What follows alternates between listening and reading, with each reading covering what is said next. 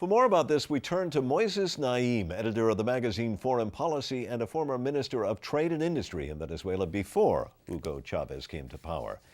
Thanks very much for being with us. President Chávez handily won yesterday's referendum to end term limits. So what does that say about the possibility of his getting reelected when his current term is up in 2013?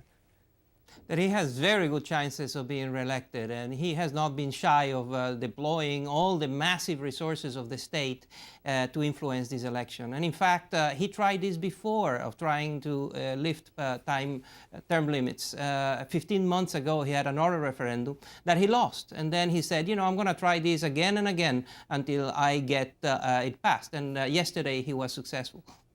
Well, should oil prices continue to remain low, how might that affect Chávez's chances of getting reelected?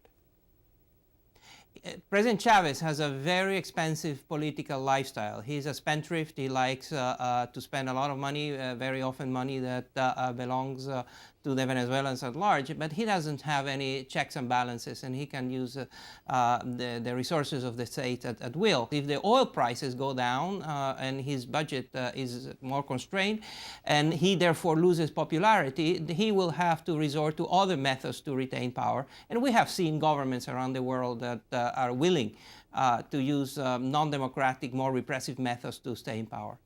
Well, that being the case, what advice would you give the Obama administration then in dealing with President Chávez? How might they best approach him? The biggest strategic surprise that the Obama administration can pull on President Chávez and other adversaries in Latin America is to lift the embargo on Cuba. That will take away an excuse they have, that will generate a very different dynamic. The United States can engage with Cuba short of lifting the embargo in a variety of creative ways that will create a very difficult situation for people like Chávez. Lifting the embargo is something Congress would have to do. As far as the administration's dealings, is there another way to directly talk to him, perhaps?